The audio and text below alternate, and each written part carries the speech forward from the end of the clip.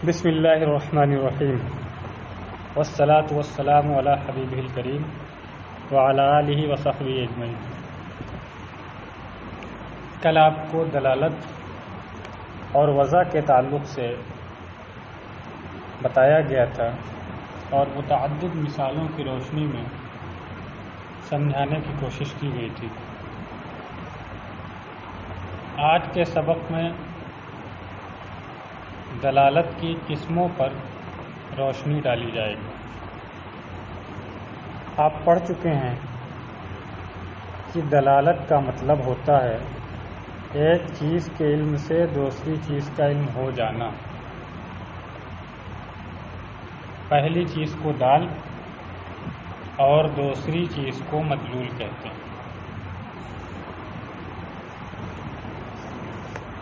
یہاں ایک چیز آپ ذہن نشین رکھیں کہ دال کبھی لفظ ہوتا ہے کبھی غیر لفظ،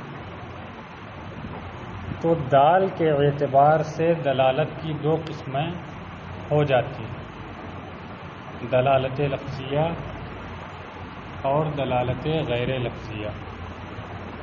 اگر دال لفظ ہو، لفظ آپ جانتے ہیں انسان کی بولی کو کہتے ہیں، انسان کی آواز کو کہتے ہیں، تو اگر دال لفظ ہو تو اسے دلالت لفظیہ کہتے ہیں۔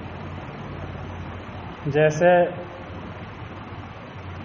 میں نے لفظ قلم کہا تو فوراً آپ کو ذات قلم کا علم ہو گیا۔ دیکھیے اس مثال میں قلم دال ہے اور یہ لفظ ہے کیونکہ میرے منہ سے نکلا ہے، تو اس مثال میں دال یہ لفظ ہے، لہذا یہ دلالت لفظیہ ہے۔ اور اگر دال لفظ نہ ہو بلکہ غیر لفظ ہو، یعنی انسان کی آواز نہ ہو، انسان کی بولی نہ ہو، بلکہ اس کے علاوہ کوئی دوسری چیز ہو، تو اسے دلالت غیر لفظیہ کہتے ہیں۔ جیسے آپ نے دھواں دیکھا تو اس سے آپ کو آگ کا علم ہو گیا۔ اس مثال میں دھواں دال ہے۔ آپ یہ بتائیں کہ وہ دھواں جسے آپ نے دیکھا ہے کیا وہ لفظ ہے؟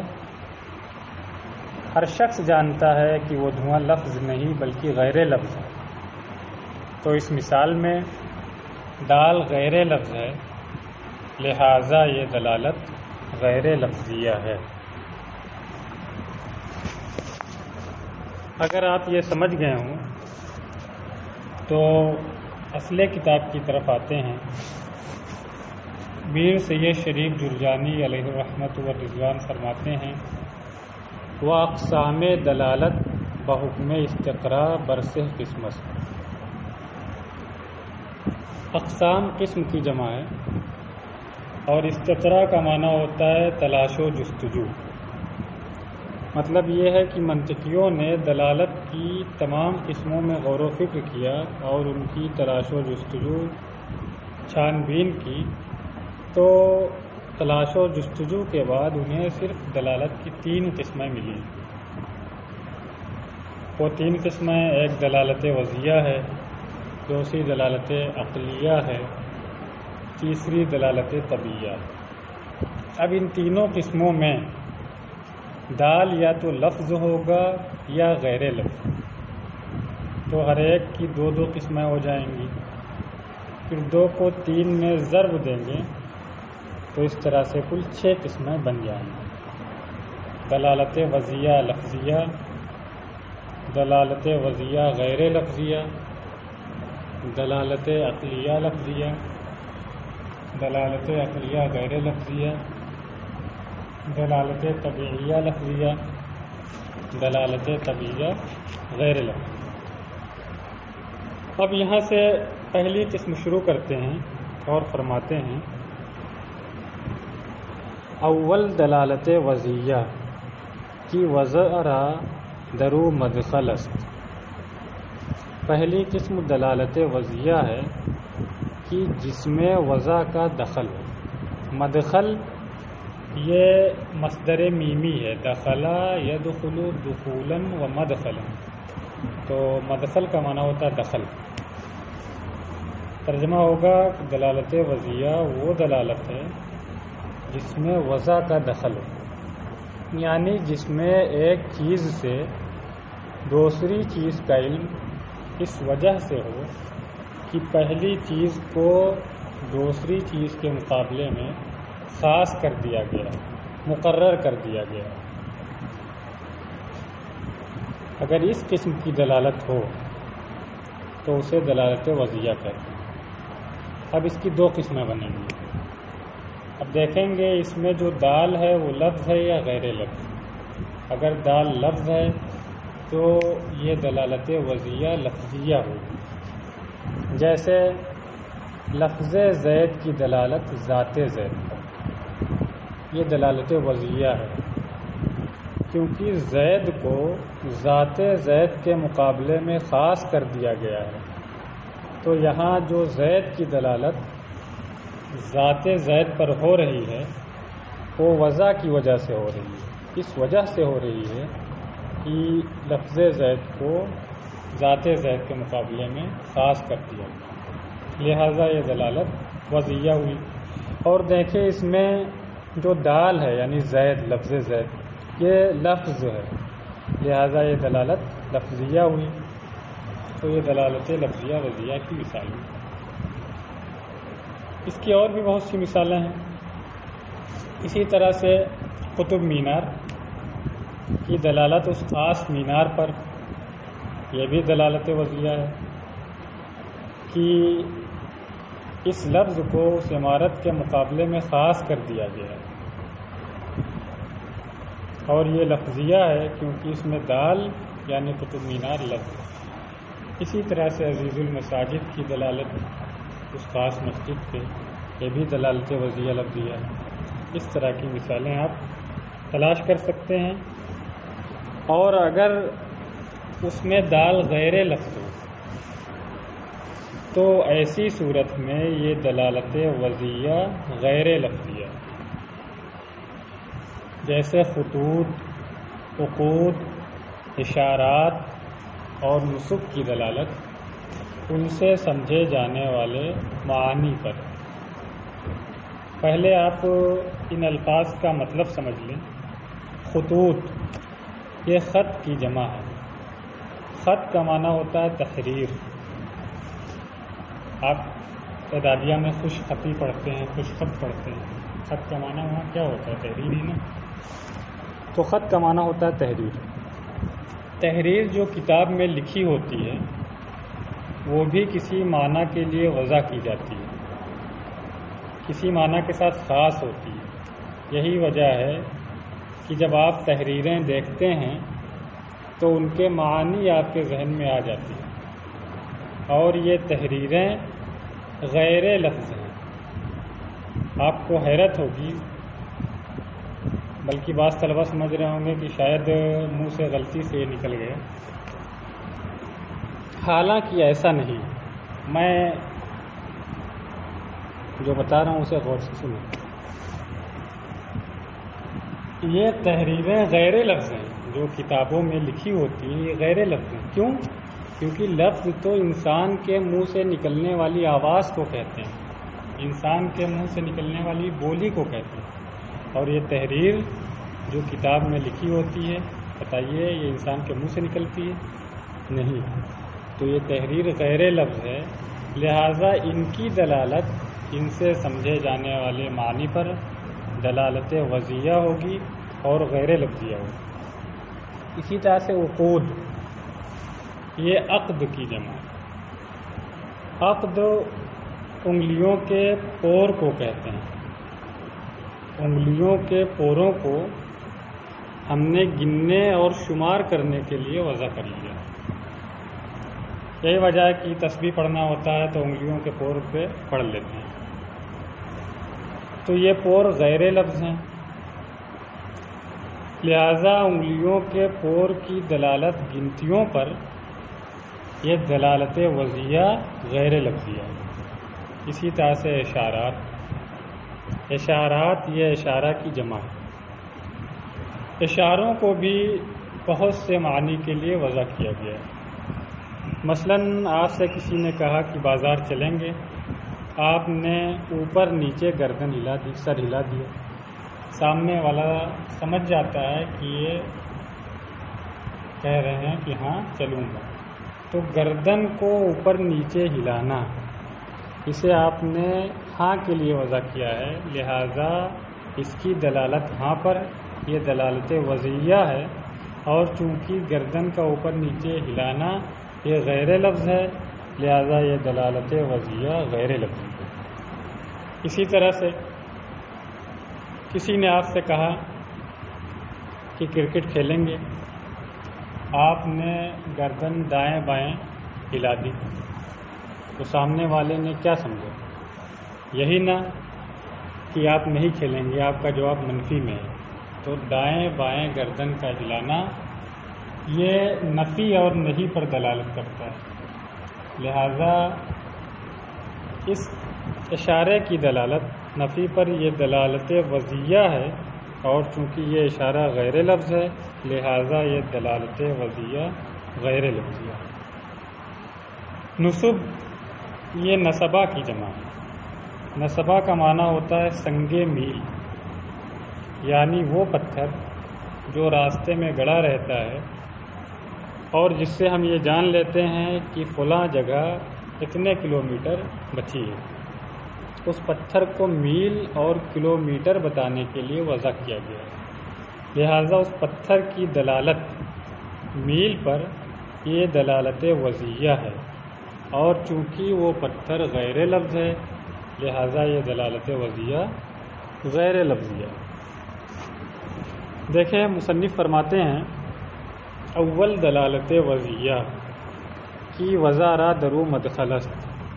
پہلی قسم دلالت وضعیہ ہے کہ جس میں وضع کا دخل ہو، وآ در الفاظ باشد، اور دلالت وضعیہ الفاظ میں ہوتی ہے، یعنی اس میں دال کبھی لفظ ہوتا ہے، چو دلالت لفظ زید بر ذات وے، جیسے لفظ زید کی دلالت اس کی ذات پر، و در غیر الفاظ باشد، اور دلالت وضعیہ کبھی غیر الفاظ میں ہوتی ہے، چوں دلالت خطوط و عقود و اشارات و نصب بر معانی کی ازیشہ مفہوم گردد، جیسے لکیروں، تحریروں، انگلیوں کے پوروں، اشاروں اور سنگ میل کی دلالت ان معانی پر جو ان سے سمجھ میں آتے ہیں، جو ان سے سمجھے جاتے ہیں۔ یہ چار چیزیں ہیں، خطوط، عقود، اشارات اور نصب، انہیں دوال اربعہ بھی کہا جاتا ہے۔ اب دلالت عقلیہ کو سمجھیں۔ مصنف فرماتے ہیں دوم دلالت عقلیہ کی بمقتضائے عقل است، اور دلالت کی دوسری قسم دلالت عقلیہ ہے جو عقل کے چاہنے سے ہو۔ مقتضا کا معنی چاہنا، اسے سمجھیں۔ دلالت عقلیہ اس دلالت کو کہتے ہیں جس میں عقل کا دخل ہو، یعنی جس میں ایک چیز سے دوسری چیز آپ عقل کی بنیاد پر سمجھیں، آپ کی عقل یہ بتائے کہ اس پہلی چیز سے دوسری چیز مراد ہے۔ مثلا دیوار کے پیچھے سے آپ نے سنا کہ کوئی دہیز دہیز کہہ رہا ہے، آپ نے دیوار کے پیچھے کون ہے دیکھا نہیں، آپ کی عقل نے فیصلہ کیا کہ دیوار کے پیچھے کوئی موجود ہے، تو یہاں لفظ دہیز کی دلالت کسی کے موجود ہونے پر دلالت عقلیہ ہے، کیونکہ اس میں عقل کا دخل ہے۔ مصنف نے یہاں دہیز کی مثال دی۔ دہیز یہ زید کا الٹا ہے۔ زید کی مثال اس لیے نہیں دی کیونکہ اگر زید کہہ دیتے تو یہاں پہ دو دلالتیں ہو جاتی، ایک تو دلالت وضعیہ بھی ہو جاتی، کیونکہ جب پیچھے سے وہ زید سنتا تو ایسی صورت میں اس لفظ زید کی دلالت ذات زید پر ہوتی، تو یہ دلالت وضعیہ ہو جاتی۔ اور اس سے یہ بھی بات سمجھ میں آتی کہ دیوار کے پیچھے کوئی ہے، تو یہ دلالت عقلیہ ہو جاتی۔ تو یہاں پہ دونوں دلالتیں ہو جاتی، حالانکہ مصنف صرف دلالت عقلیہ کی مثال دینا چاہ رہے ہیں، اس لیے لفظ دیز کہا، کیونکہ لفظ دیز یہ مہمل ہے، اس کا کوئی معنی نہیں۔ تو جب اس کا کوئی معنی نہیں ہے، یہ کسی معنی کے مقابل میں وضع نہیں کیا گیا، تو یہاں پہ دلالت وضعیہ نہیں ہوگی بلکہ صرف دلالت عقلیہ ہوگی۔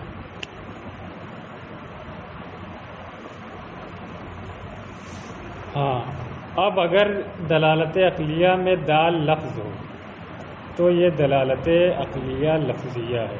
جیسے لفظ زید کی دلالت بولنے والے کے وجود پر، یہ دلالت عقلیہ ہے، کیونکہ عقل نے بتایا کہ آواز آ رہی ہے، اس کا مطلب کوئی بولنے والا ہے۔ اور یہ لفظیہ ہے کیونکہ دیز یہ لفظ ہے۔ اور اگر دال غیر لفظ ہو تو یہ دلالت عقلیہ غیر لفظیہ ہے۔ مثلا مصنوع کی دلالت صانع پر۔ مصنوع کا مطلب ہوتا ہے بنائی ہوئی چیز، صانع کا مطلب ہوتا ہے بنانے والا۔ آپ نے کوئی بنائی ہوئی چیز دیکھی، مثلا آپ نے کوئی عمارت دیکھی، تو آپ کی عقل نے فیصلہ کیا کہ اس کا کوئی بنانے والا ہے، تو مصنوع کی دلالت صانع پر یہ دلالت عقلیہ غیر لفظیہ ہے۔ غیر لفظیہ اس لیے ہے کہ وہ عمارت یعنی دال غیر لفظی۔ اس کی ایک اور آسان مثال دیکھیں۔ آپ ایک باغ کے پاس سے گزرے جس کی چہار دیواری ہے، چاروں طرف سے وہ باغ گھرا ہوا ہے، اس میں کیا لگا ہوا ہے آپ کو نظر نہیں آتا۔ آپ کو خوشبو آئی تو آپ کی عقل نے فیصلہ کیا کہ پھول کھلے ہوئے ہیں، تو خوشبو کی دلالت پھول کے کھلنے پر یہ دلالت عقلیہ ہے اور غیر لفظیہ ہے، کیونکہ یہاں پہ دال یعنی خوشبو یہ غیر لفظ۔ اسی کو مصنف فرماتے ہیں دلالت عقلیہ کی بمقتضائے عقل است۔ دلالت عقلیہ وہ دلالت ہے جو عقل کے چاہنے سے ہو، یعنی اس میں عقل کا دخل ہو۔ وہی نیز در الفاظ باشد، اور یہ دلالت بھی الفاظ میں ہوگی، چو دلالت لفظ دیز کی مسموع باشد از ورائے جدار بر وجود لافظ۔ مسموع کا معنی سنا گیا، ورا کا معنی پیچھے، جدار کا معنی دیوار، لافظ کا معنی ہوتا ہے بولنے والا۔ اب ترجمہ دیکھیں۔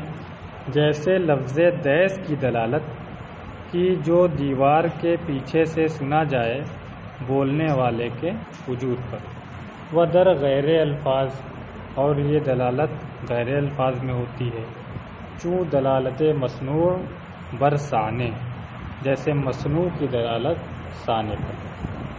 پھر مصنف دلالت کی تیسری قسم کو بیان کرتے ہوئے فرماتے ہیں سوم دلالت طبیعہ کی بمقتضائے طبع باشد۔ دلالت کی تیسری قسم دلالت طبیعہ ہے جو طبیعت کے چاہنے سے ہو، یعنی جس میں طبیعت کا دخل ہو۔ اسے بہت غور سے سنیں اور سمجھنے کی کوشش کریں۔ دلالت طبیعہ اس دلالت کو کہتے ہیں جس میں دال طبیعت کے چاہنے سے پیدا ہوا۔ مثلا کوئی شخص اس طرح کر رہا ہے تو آپ نے اس سے سمجھ لیا کہ اس کے سینے میں تکلیف ہے، تو لفظ کی دلالت سینے کی تکلیف پر ہوتی ہے۔ جب انسان کے سینے میں کوئی تکلیف ہوتی ہے تو اس کی طبیعت یہ چاہتی ہے کہ وہ کے الفاظ نکالے، پھر جب وہ کرتا ہے تو سامنے والا سمجھ لیتا ہے کہ سینے میں تکلیف ہے۔ اس مثال میں یہ دال ہے اور یہ طبیعت کے چاہنے سے پیدا ہوا. سینے میں تکلیف ہوئی تو طبیعت نے چاہا کہ اوہ اوہ کے الفاظ پیدا ہوں، لہٰذا یہ دلالت طبیعیہ ہے. اب اگر دلالت طبیعیہ میں دال لفظ ہو تو اسے دلالت طبیعیہ لفظیہ کہتے ہیں، جیسے مذکورہ مثال. اور اگر دال غیر لفظ ہو تو اسے دلالت وضعیہ غیر لفظیہ کہتے ہیں. مثلا چہرے کی سرخی کی دلالت شرمندگی پر. جب کسی آدمی کو شرمندگی ہوتی ہے تو اس کی طبیعت یہ چاہتی ہے کہ چہرے کا رنگ سرخ ہو جائے. چہرہ سرخ ہو جاتا ہے تو سامنے والا سمجھ لیتا ہے کہ یہ شخص شرمندہ ہے. تو یہاں چہرے کی سرخی یہ دال ہے اور یہ طبیعت کے چاہنے سے پیدا ہوا، تو یہ دلالت طبیعیہ ہوئی. اور چونکہ دال یعنی چہرے کی سرخی غیر لفظ ہے، لہذا یہ دلالت طبیعیہ غیر لفظیہ ہوئی. اسی طرح سے چہرے کی زردی اور پیلے پن کی دلالت خوف و ہراس پر.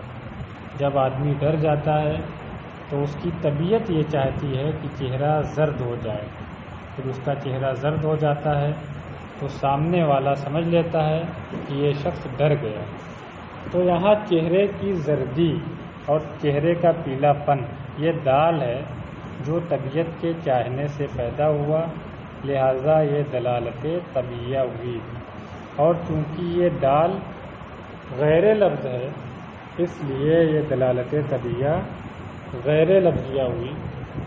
تو خلاصہ یہ کہ دلالت طبیعیہ وہ دلالت ہے جس میں دال طبیعت کے چاہنے سے پیدا ہو. وہی مصنف فرماتے ہیں سوم دلالت طبیعیہ کی بمقتضائے تبا باشد. دلالت کی تیسری قسم دلالت طبیعیہ ہے جو طبیعت کے چاہنے سے پیدا ہو، وہیں در الفاظ یافتہ شود. اور یہ دلالت الفاظ میں پائی جاتی ہے، چوں دلالت اف اف بر درد سینہ، جیسے اف اف کی دلالت سینے کے درد پر در غیر الفاظ باشد. اور یہ دلالت غیر الفاظ میں ہوتی ہے، چوں دلالت حمرت بر خجل و صفرت بر وجل. حمرت کا معنی سرخی، خجل کا معنی شرمندگی. جیسے سرخی کی دلالت شرمندگی پر، و صفرت بر وجل، صفرت کا معنی زردی، وجل کا معنی خوف، اور زردی کی دلالت خوف پر. اس کی اور بھی ایک مثال آپ آسان سمجھ سکتے ہیں کہ جیسے نبض کا تیز چلنا، نبض کے تیز چلنے کی دلالت بخار پر، کہ جب انسان کو بخار ہوتا ہے تو اس کی طبیعت یہ چاہتی ہے کہ نبض تیز چلے، تو نبض تیز چلنے لگتی ہے اور ڈاکٹر یہ جان لیتا ہے کہ اسے بخار ہے.